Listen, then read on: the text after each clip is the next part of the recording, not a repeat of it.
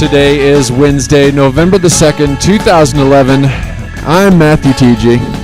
I'm Steven Sheets. And I'm Tony Casey. Well, welcome to the Techology Show, a weekly podcast featuring technology, theology, and everything in between. The world's only user-antagonistic podcast. This is episode 130. And I'm dying over here. I'll tell you what.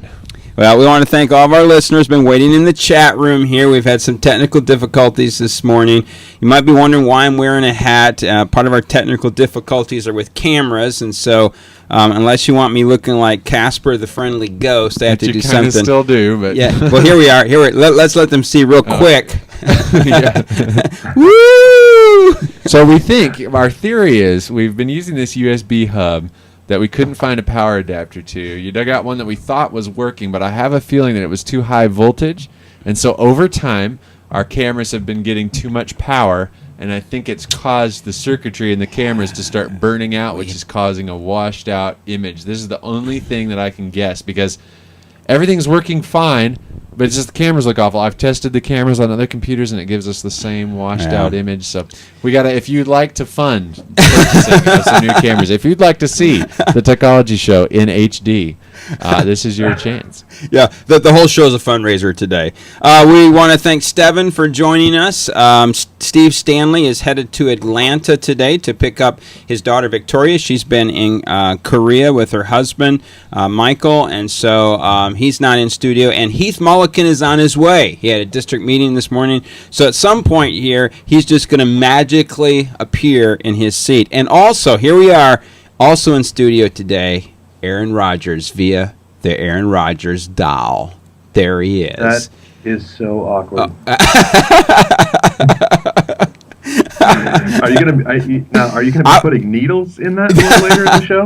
Hey, Steven, what I want to know is, do you have the Ben Roethlisberger doll? No, I don't. I don't. This was actually given to me by one of our people in the chat room, Marcy and Larry Burke. Yes, they went to Lambeau Field. Yeah, I didn't get anything. They bought me. Does the show have a P.O. box now or something? And you guys are receiving gifts? Well, I'm hoping that the next time they go, they will actually send me the real Aaron Rodgers, and he'll be in studio. Yeah. Yeah. Oh man, wouldn't that be incredible? Oh, yeah, it would be. All right, well, let's jump into our stories today. First story titled "War on Web Sleaze." Interesting. There's a lot about this I don't quite understand.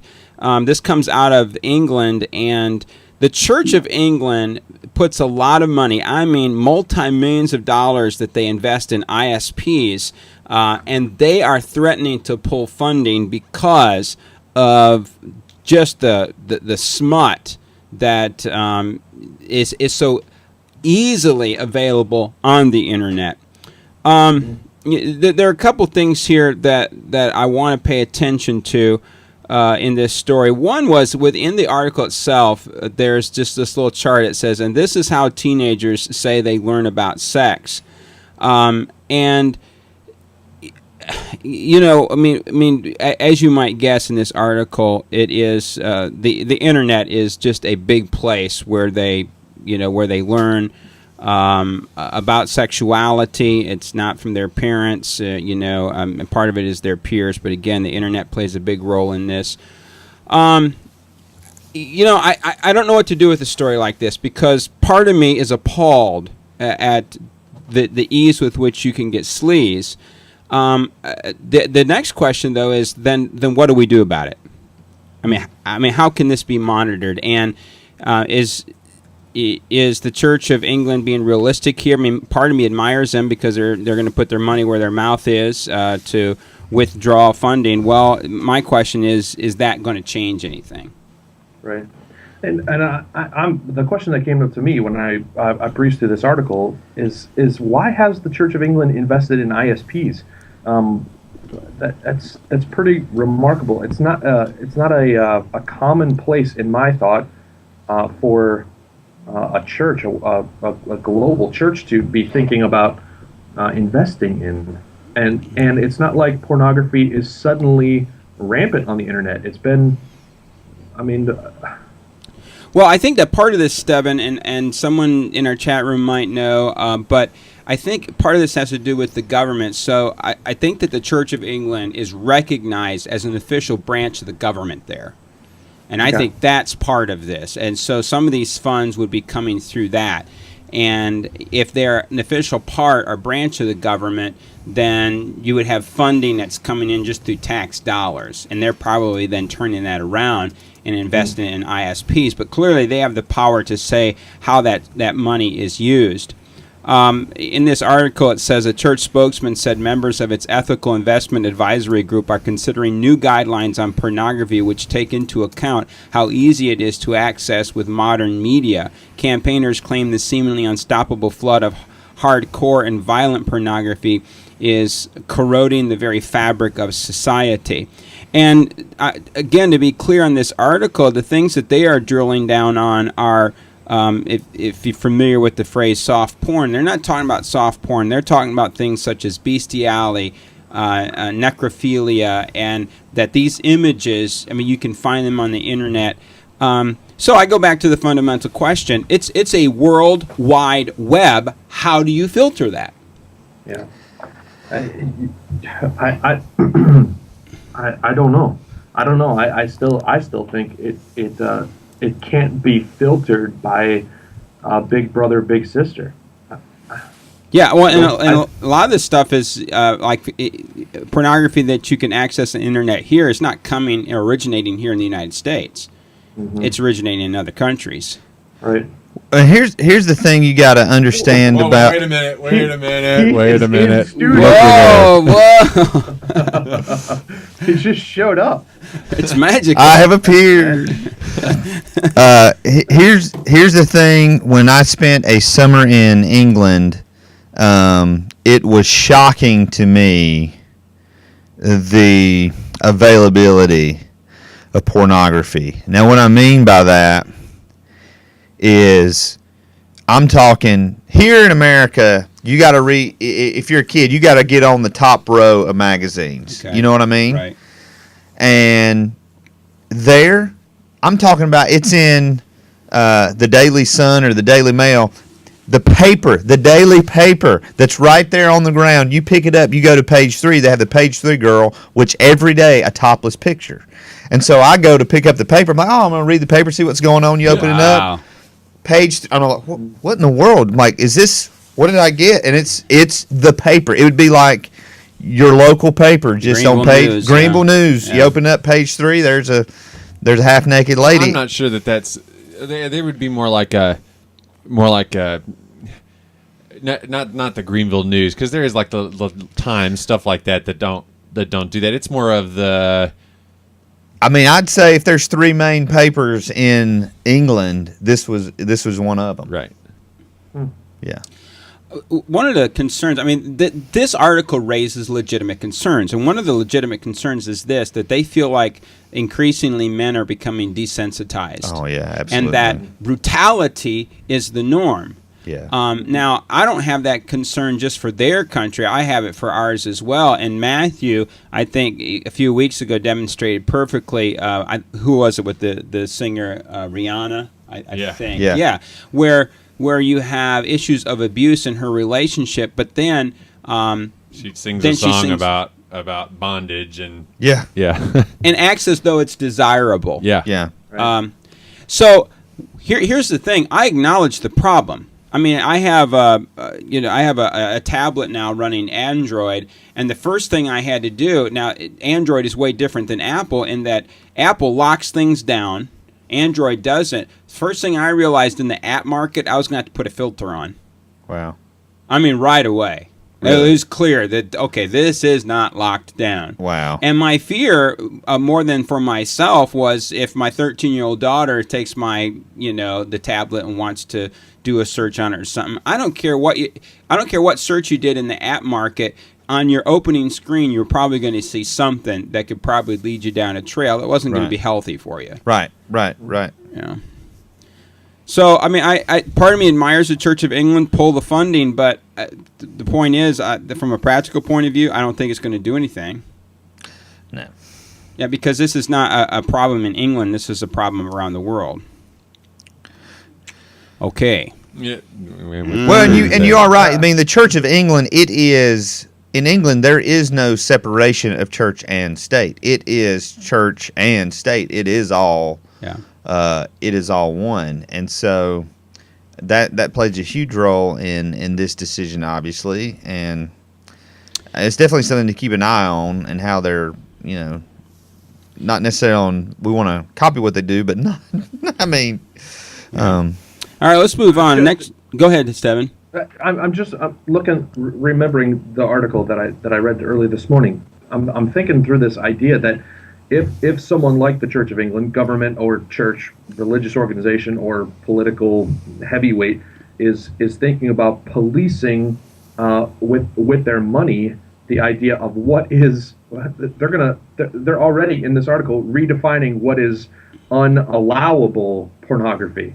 They're making a limit that is far above what we as conservative Christians would say is pornography. They're saying some of it is okay, but the stuff that gets really dangerous and really bad, that's what we want to be policing. And I find that a little bit ridiculous to think that they're going to try and cap something that's already broken and evil.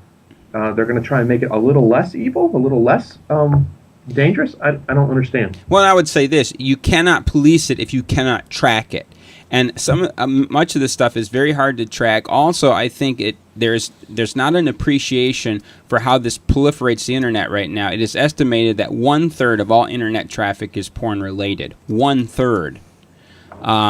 And the billions of dollars that it generates in this country alone is staggering. And so when you look at that, if people out there are going to reject the funding of the church or the funding of the pornography industry, they'll reject the funding of the church because they're going to get way more through pornography trafficking. And again, for the stuff that is just brutal, you've got to find a way to track it first. If you can't track it, then Katie barred the door. Yeah. It's talk. Now let's move on to our next story here. Portland's quiet abolitionists.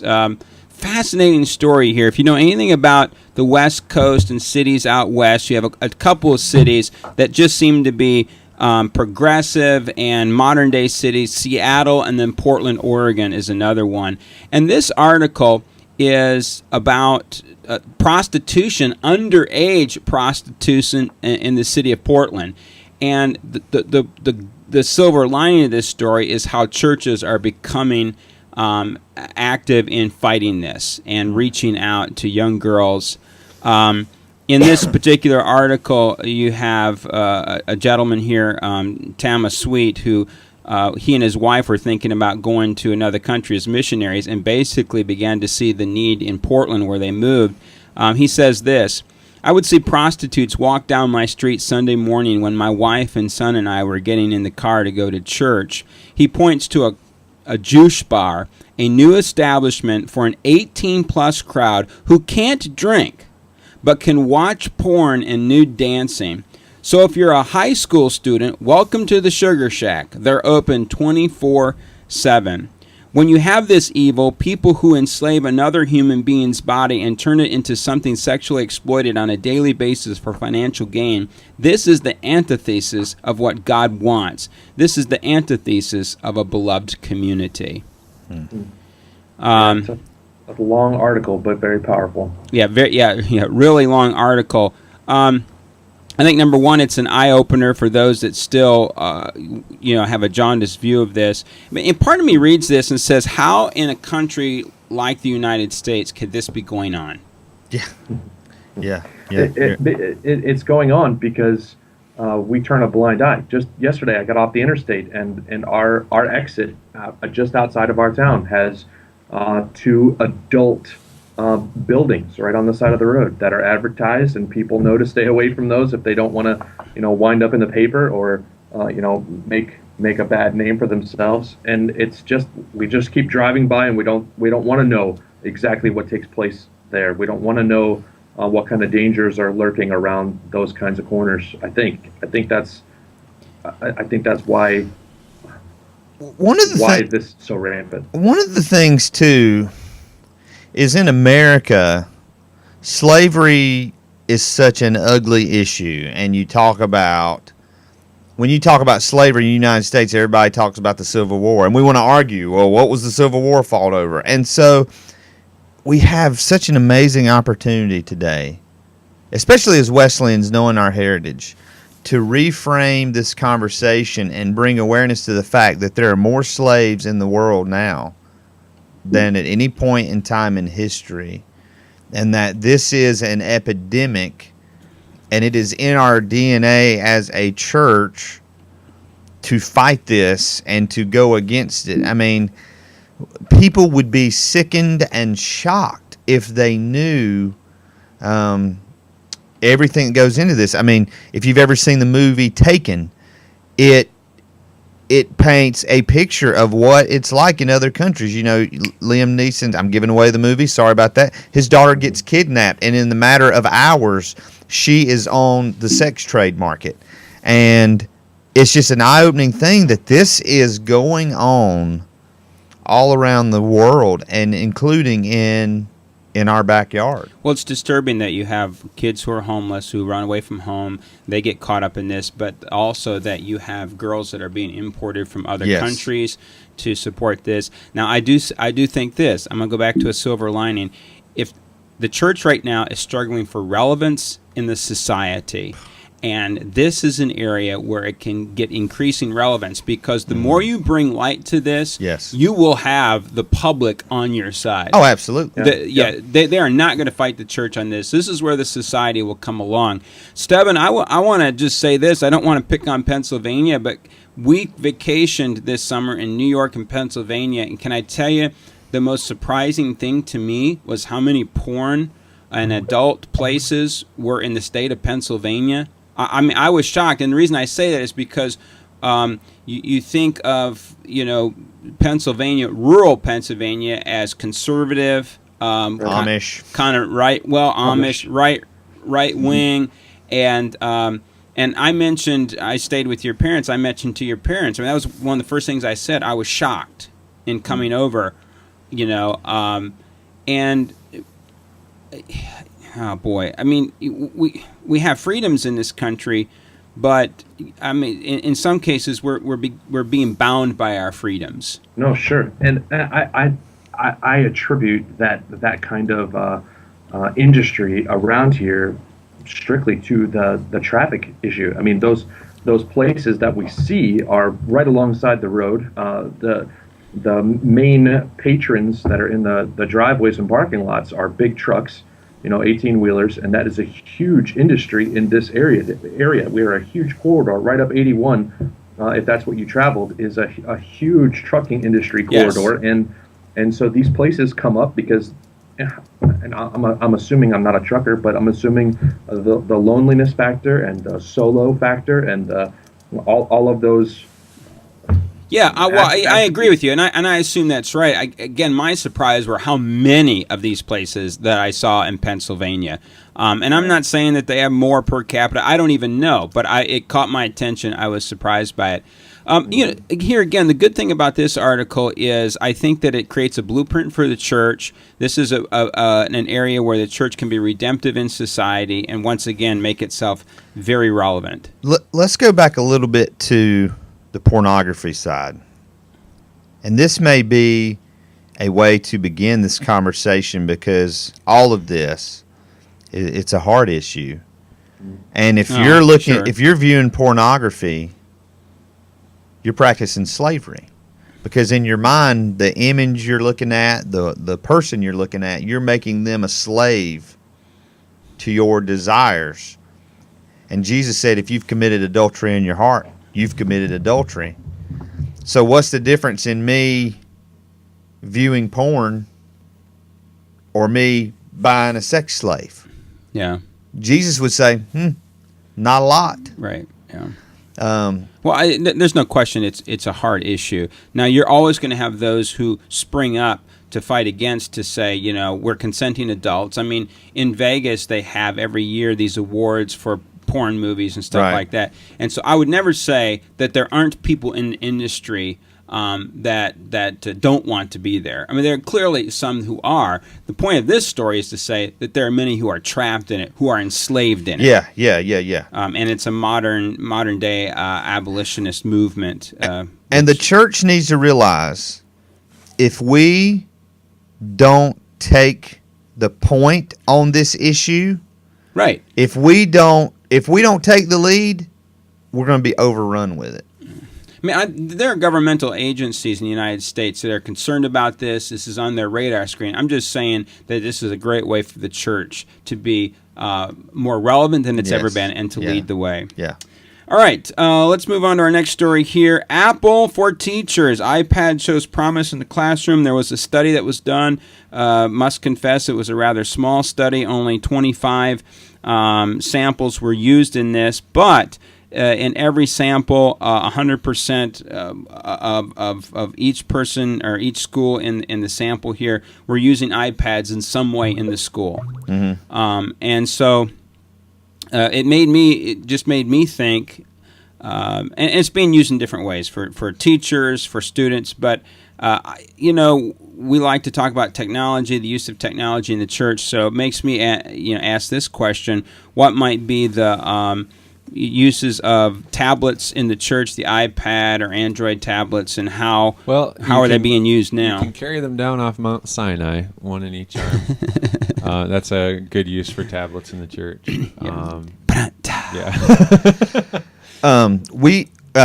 The PTO at our girls' school just bought netbooks and an iPad for every classroom. We went up for parent-teacher conferences last week. As soon as we walked into the room, the girls were like, "Can we go play with the iPad?" And they were over there. I have no idea what they were doing, but they were just over there learning the technology, completely fascinated by it. And now, last year, they all got these Leapster Explorers, the little handheld game. Well, now this year the big thing, it's a Leapster touchpad, and it's about the same, about a little bit larger than a Kindle, but it's Well, again, I want to go back to are we using these at all? So, like for me on Wednesday night, I've gotten to where I will use a tablet for YouVersion. I'll read out of that. I find it helpful, and I actually, with Old Testament readings, I will also use the sound part of it. So I'll have the scripture read. Everyone's following along. You don't have to pronounce names. There you go. Yeah. Now, speaking of YouVersion, if you want another way to use a tablet or a smartphone in the church like this, they have YouVersion Live, which if you have the resources of people to help put it together, you can put notes up there, interactive things for people to be able to follow along during the service, during the sermon. Ways for people to interact. So, like, you could do polls in the congregation. You could pre-set up the polls that could be responded to during the service and then addressed at the end. People could ask questions, and at the end you could have a question and answer time where. Do we know of any churches that are doing that? I don't personally, but it's a tool built into that application that YouVersion offers that, again, it would be a great thing to utilize if you had the team of people that could put that together and make it happen. It's a fantastic deal. Yeah. It'll be interesting to see if there are further ways as we go forward here, going forward, that the church could use this in Christian education somehow. I mean, I think that for kids especially, there's something particularly intuitive about the iPad, and as you watch them. There's a great video on YouTube now of this toddler. I mean, she's like 1, and she's playing around with an iPad, and then a little bit later she picks up a magazine.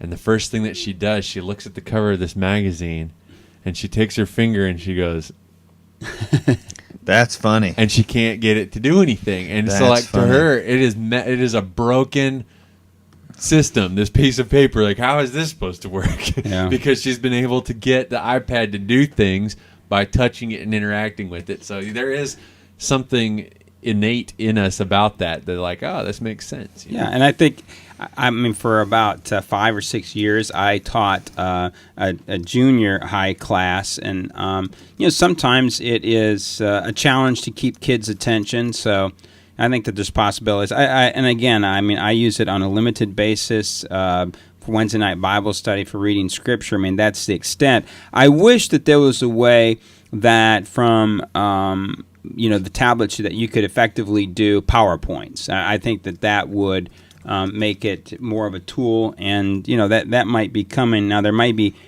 ways through hacks that you can do that on the iPad now. I'm not really sure. I don't know if you guys are aware of. What was the question? I'm looking up this video. The iPad. Is there any way that you can do presentations from it? Yes. Yeah. Keynote.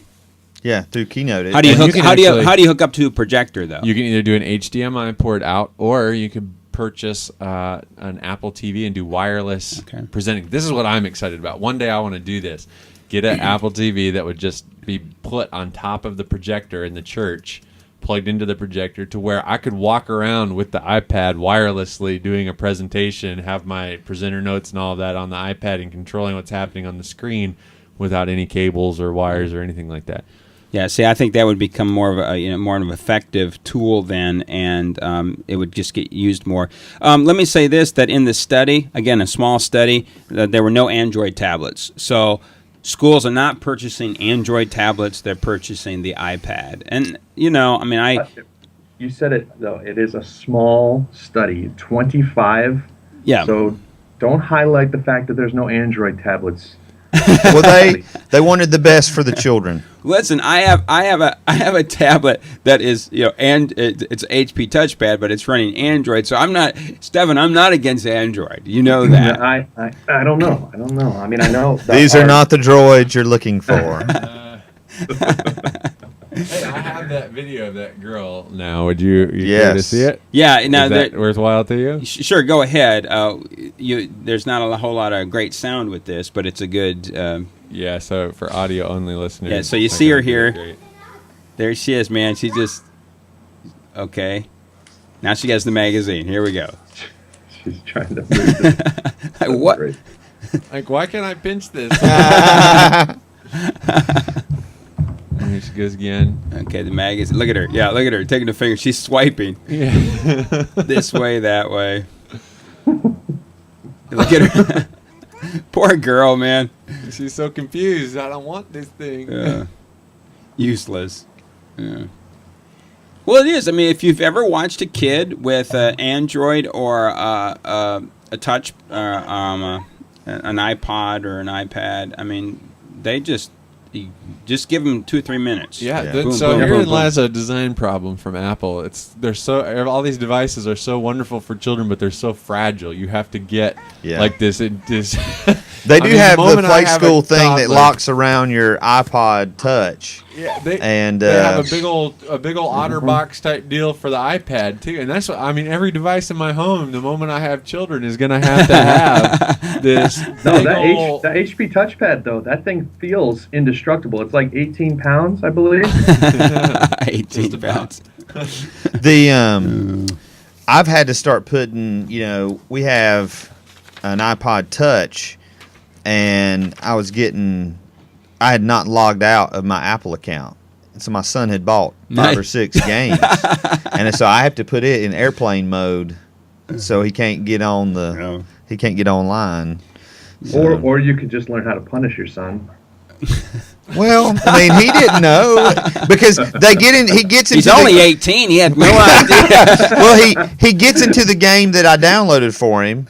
And Yeah, this is and where they make all their money. Within all those Yep. games, a little pop-up, In-game purchases, and he sees a yep. pop-up of Mickey Mouse, and he clicks it, and it takes him to, purchase Yeah, the there- golden there was- coins. they had- You don't have Uh, to put a password in? I guess you don't. I mean, I don't. Well, no, have to. I hadn't logged out. It was a day that I had logged on to. I bought him a game, I downloaded it, and I didn't log out. It was still online. And so while he's playing that game, he just keeps clicking and downloading these games, and it never asks him for the password because I was already logged in. He owes me. There is a setting in there that you can use for in-game purchases to always ask for a password. There's some setting somewhere because they fixed that because there was a problem where a family downloaded the Smurf Village game, and the dad got a bill for over $4,000. It was like $4,800 and some dollars, and was like, what in the world? And found out it's because of in-game purchases, and there was no password. And so there's some kind of setting you can turn on to not allow in-game purchases ever to happen. So when your son took over, I guess that's how you became part of the Britney Spears fan club thing, right? It was through that. Well, That was before. All right, listen. Let's move on to Download of the week. Tell you, whoever we got to do that voiceover for this, just awesome. fantastic. Needs to be shot. awesome. No, awesome. Hey, our Look at download of the week is actually an Android app. What? Yes, and you know what? It There's is a a guy that I know that uses this daily in Is Pennsylvania. there really? Yeah. What is his name? His name is Steven Sheets. I also use this. Listening on my tablet. Yeah, Listen, this is not just an Android app. This is a cross-platform Android, good. iPhone, and iPad app. Good, So, good. I Looks didn't know better. that. It looks Okay. better on the Droid. yeah, I'm sure. Well, I'm going to put the real link in our show notes so that people can have the option of downloading for whichever device they so choose to use.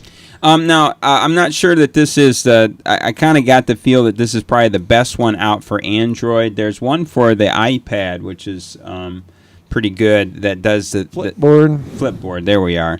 But for Flipboard's not available on Android right now, and so Pulse it just aggregates all these stories. You can decide which magazines you want in there or websites, and it breaks it down into tech, to news. I mean, all kinds of categories, and right away, what I like about it is that you have kind of a dashboard view to it, and so right away you can just get access to stories, grab the ones that you like. Supposedly, Google is developing a product called Propeller, Yes. which is going to be Google's Flipboard for Android, their version of it with Google Reader. They tried to purchase Flipboard, and Flipboard held out. So they said, "Okay, I guess we'll make something with no design." With no design. Just lost you guys again. Lost. You lost us, Steven. No, we got you, man. We got you, but you All don't right, have dude. us. Oh. Poor Steven's having. Poor fella. He's running off that Android tablet, and you can see how. No. No, it's actually a Windows machine. So Oh no, that's even worse. Well, excuse me. As we move on to they said it, then that means that Brother Heath, you're going to have to do I'll go back. Steven. There he I'm is. back. He's All right. back. Wow. you ready? We Here thought. go. Okay, go ahead. Read my lips. I'm going to say this again. I've never taken steroids or HGH. I took the initiative in creating the internet. The Macintosh, of all the machines I've ever seen, is the only one that meets that standard. I'm not a crook. If you know what you're doing here, slide out. Slide out. This is an unforgivable act to divide the nation. Sonan Chik, a South Korean Buddhist leader, on President Lee Myung-bak kneeling in prayer at a Christian national prayer service. Source: Korean Buddhism. People often ask me, what is the secret to the success of this show? I non-jokingly say, my team and Jesus, because nothing but the hand of God has made this possible for me. Amen. Oprah Winfrey, revealing the secret of the Oprah Winfrey Show. Source: Jesus needs new PR. It's not enough for either side to simply say they want to reduce the deficit. Now is the time when everyone needs to be putting some real skin in the game and offering serious compromises. Senator Patty Murray, the Democratic co-chair of the Super Committee on U.S. Deficit Reduction, after being told in a report that the committee is charged with finding at least $1.2 trillion in reductions over the next decade. Source: Reuters.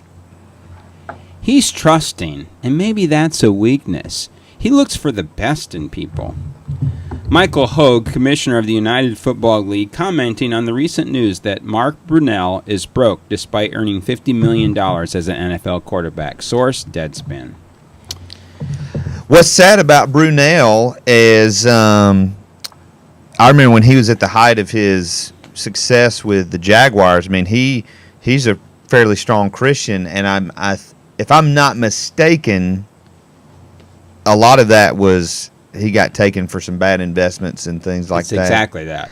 And so this is not like, Mark Brunell bought 20 Jaguar cars and had to pay alimony to 18 women and child support for 20 kids in 10 states. He got. It all goes to bad investments, and right now there are creditors at the door totaling $25 million that they want from him. Golly. And he doesn't have it at all. So he's in bankruptcy court now. And I grabbed this story because it made me think of when we had Aaron Rodgers, or not Aaron Rodgers. we did not have Aaron Rodgers on the show. We want it. That's next week, ladies Yeah. and gentlemen, Aaron Rodgers. When we had Zach Woodfin on, and he said that 80% of all NFL players, once their career is done, they're broke. Yeah. Yeah.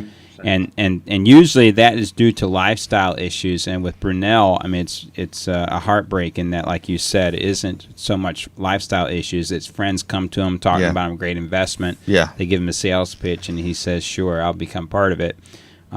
18 years in the league. He's a backup for Sanchez at New York for the Jets, and this is his last season. I mean, this is it. His contract coming to an end, and so didn't Brunel was he with the Saints when they won the Super Bowl? he was as a backup. Well, he's got that. Yeah. I mean, they can't take that. They can take all his money. They can take his ring, but he'll always be a champion. But way to earn money, you could put that on eBay. They ain't gonna earn too much. Not going to get $25 million.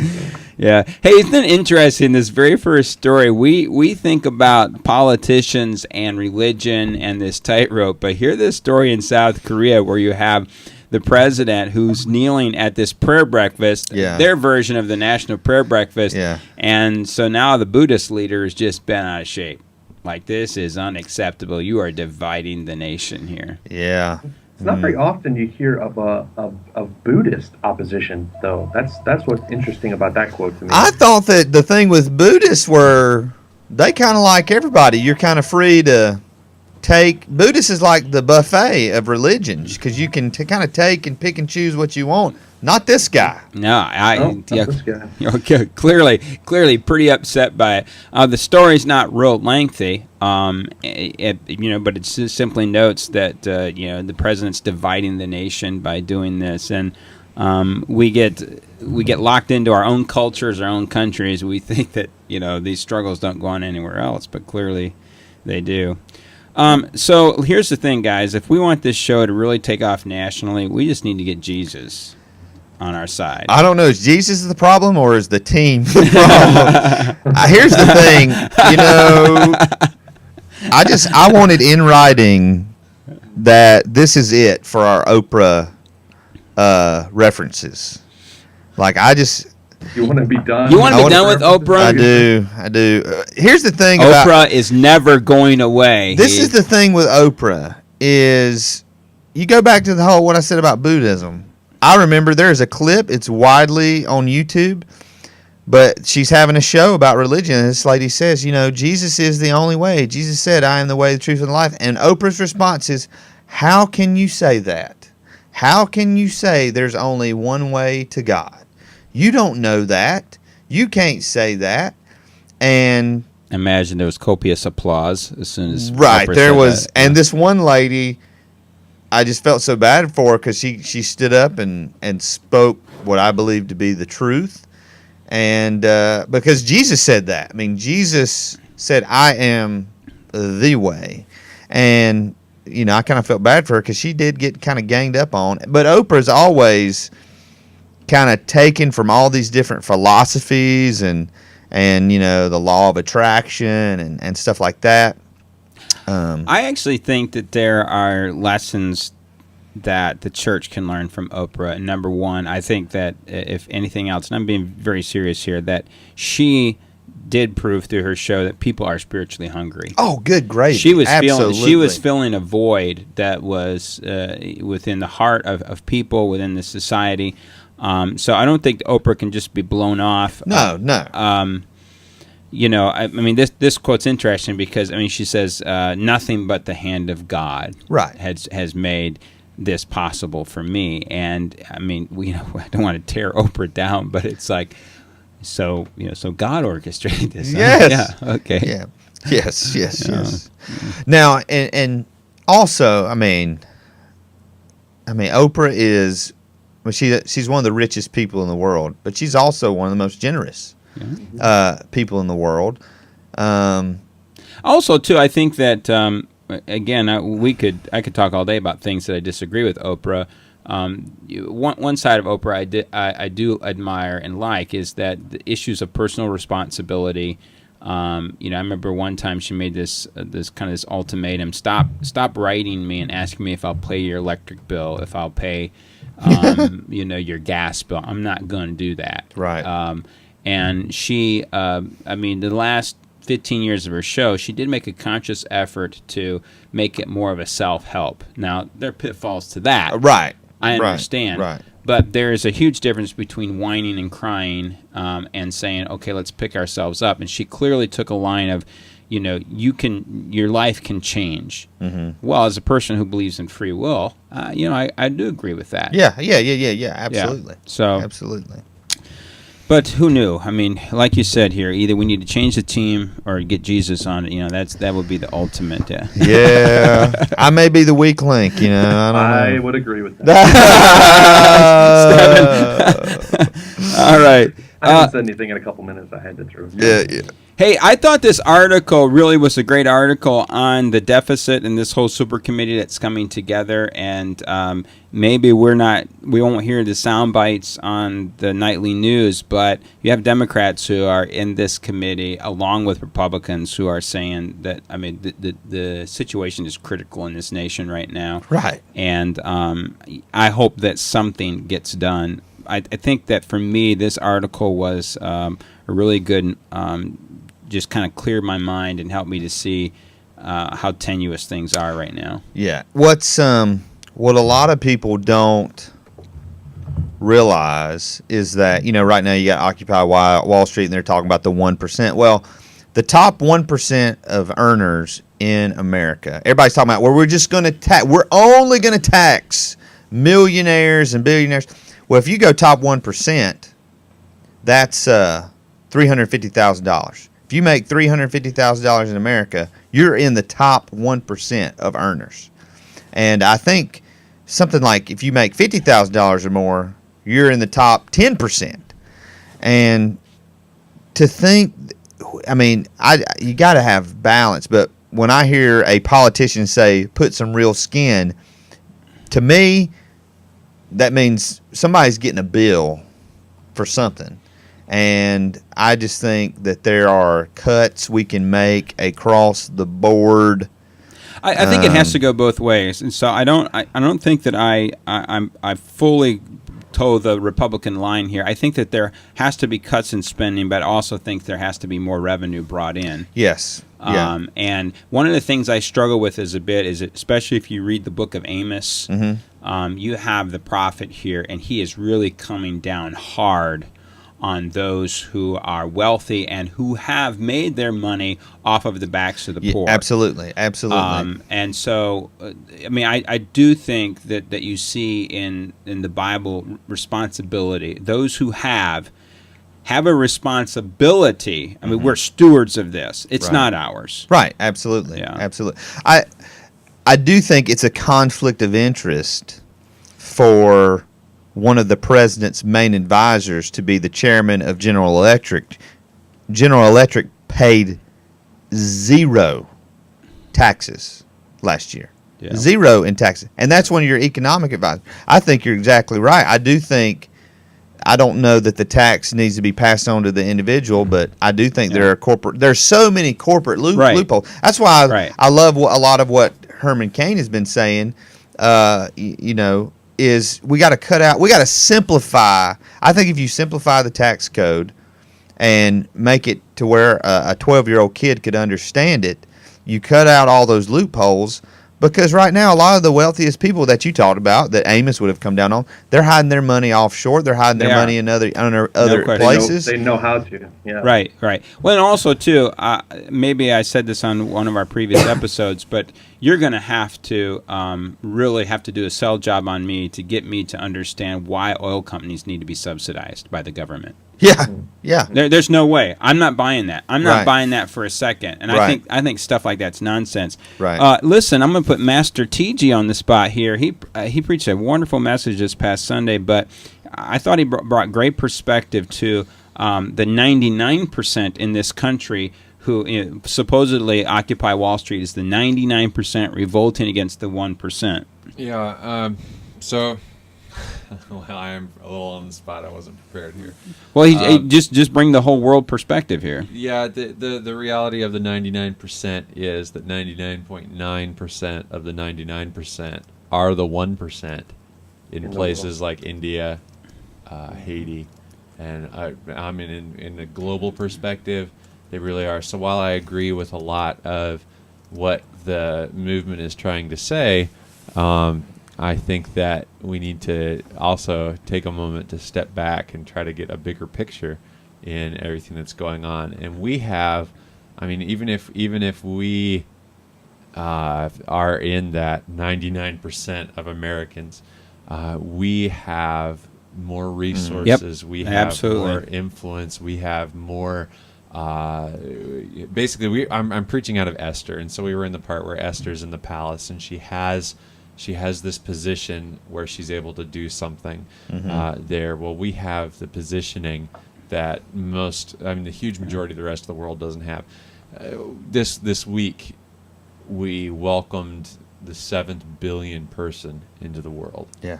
It's just absolutely incredible. And of those 7 billion people, we are, no matter if you make $20,000, $30,000, under $20,000, whatever it is a year, you still are in the top 1% of the world. In the chat room, Nashville pastors said we are the 1%, and Absolutely. we are on a global. When you zoom the camera out, and so I think that oftentimes we get so tightly focused, and our worldview becomes exactly what's happening right outside our own door or what's coming across our own television.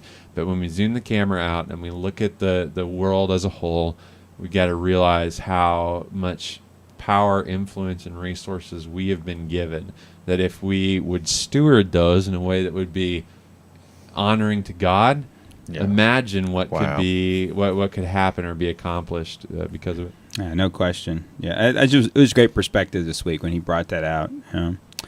All right, well, let's move on to our last story. And I got this email from Matthew, the cutting edge story, and it seems that the Simpsons may have called it. Yeah. So I need to find the picture. I'm just not prepared today, but it's a picture of a fish that was found in a lake near the runoff of a nuclear power plant that has 3 eyes, exactly like the Simpsons fish. I'm going to find a picture while you listen. Of course, I want to say this. Of course, this has nothing to do with the nuclear plant. Okay, this is just a freak of nature. It's all evolution. It's evolution. What'd you say, Stephen? I asked if my mom was in, because I don't know anything about The Simpsons, if my mom's still in the chat room. But if she's not, then what? Let's see here if I can get this picture thrown up here. Oh, come on, mouse. Oh. It's just amazing that in over 20 years, Bart Simpson hasn't aged a day. Well, kind of like you, Heath. I'm going to tell you. This reminds me. Yeah, my oldest daughter, Dana, and I were at a particular place where they were showing old pictures, and here's a picture of Heath when he was 20 years ago in college, and my daughter leans over and says, "Oh, okay. Now I see what Karen said." Okay, so Matthew has it. There's this. I'm trying to find the other one. Oh, here I've almost got it. Here we go. All right. Well, this is the Simpson version. So how about McDonald's about a week ago? Their toys were the Simpsons. My kids are like, "Who's this?" Oh, there it is. There it is. Oh my! So three-eyed this is. fish. I don't know if I can really. Three-eyed fish. That's a good band Maybe name. you can see that, guys. One eye is on the top there. Yeah, this isn't going to simulate my mouse, but there's 3 eyes, one on the left, one on the right, and one right on the top. And then you can see up in the top right-hand side, the Simpsons fish from Monty Burns' nuclear plant runoff. That is a reoccurring character throughout the series. Yeah, that fish Isn't looks that awful. beautiful? So McDonald's was giving away Simpsons. Yeah. No, what he was saying is Are they McDonald's decided to take this fish, make a fish fillet out of it. Yeah, and the call 3-eyed fish fillet. the Simpsons fish fillet. If you've ever seen, if you've ever seen how they make those fish sandwiches, you would never eat a fish sandwich from maybe Long John Silver's. I don't know. Here's something cool about the fish sandwiches. My dad worked at McDonald's one Right. time, and so for breaks, I don't know. He says it was allowable, but you could make yourself a sandwich, whatever you want. Well, he loves fish fillet sandwiches. And so he put one in the fryer and had it all ready to go and bit down into it. And the patty was a patty of bones, fish bones, that somehow as the whatever machine separates the meat from the bones had gotten confused, and instead of throwing the meat into whatever thing processed the patty, it threw a big wad of bones in there, breaded it, and sent it out. And he said it was so awful, and his manager said, "Bill, I'm so glad that you got that. We didn't send that out to it." Yeah. Oh my! Yeah, I always hate it when the processing machine doesn't work right. You know. Stupid computers. Right. That's funny. That's funny. All right. All right. Let's move on here. Let's wrap this thing up. Steven, where can our listeners find you on the internet? I happen to have a little bitty blog, stevensheets.com, that I would love for people to come visit. All right, free iPad for everyone that goes today. All right, Heath, where? If they go to heathmullican.com or chaseyourline.com, they can go from there. They can find me on Facebook. They can find me on Twitter. They can find me in their backyard. They can find me everywhere. All right, Matthew. You can find me browsing for new cameras for our show on Amazon. All right, you can find Steve Stanley at the airport in Atlanta waiting for his daughter Victoria. Let me tell you about what's coming up in the future. Next week we have Donna Witten on the show. She's the director of communications for 12 Stone Church. If you're not familiar with that church, it is the largest church in the Wesleyan denomination. Help me out, guys. Here it's running around 10,000 now. Is that correct? 3 different campuses. I believe it's a lot. It's a lot. Yeah, I think it's 10,000 or more. 3 different campuses in the Atlanta area. Donna wrote a book called Pocket Full of Questions, and 12 Stone actually did a 2-week sermon series on that. We'll talk about the book and even give that book away next week for someone that might want it. Now, November the 16th, we have Dr. Bob Weitzel. His new book, Organics, is out, and we'll talk about that. November the 23rd, we have Dr. Mark Gorvet, president of Bethany Bible College, and he may have a special announcement for us on the air. I'm going to have some of his staff with him as well. Oh, there's great. Steven. What? Huh? What? All right, December the 7th. I'm so confused. What's going on? No, I unfortunately, I'm not confused. December the 7th, we have Dr. Joanne. I'm starting to get it now. Okay. the lights just went on for Matt. Two together over here. I don't know what you guys are getting at. I just had a little cough. Again, hey, listen, you guys were interrupting me when I was saying that we're having Dr. Joanne Lyon. I'm going to play this clip. Oh, so that, I didn't say anything. So that you guys, I hope that something punitive happens to you guys because you interrupted me when I was talking about our general superintendent.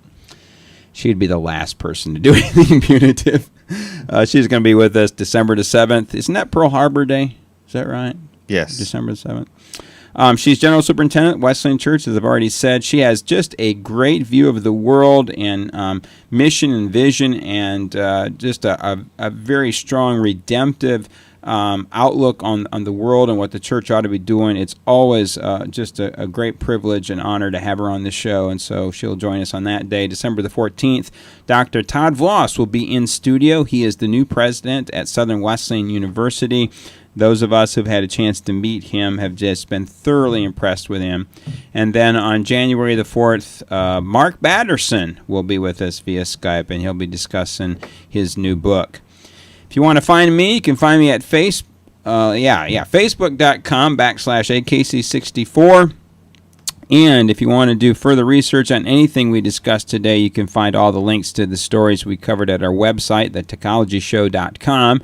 If you want to contact us, send your emails to thetechnologyshow@gmail.com, or better yet, call us. Leave us a voicemail at 3049-TEOLOGY. That's 304-986-5649. Leave us a message. We may even play your comments on the air. Thanks for joining us, everybody. Steven, we appreciate so much you filling in this week. You've really helped us out a lot here over the last 6 or 7 weeks, and we deeply appreciate it. Yes. And we're glad that, Heath, that you could, get in here. Yes. Yes, at the last minute. Yes, thank you. Thank you so much. All right, goodbye, everybody. Goodbye. Adios. So long farewell. I heard Steven. Steven's doing things No, in his it's not office that he Steven. doesn't want us to see, and so he It keeps is not Steven. Hey, we're going to keep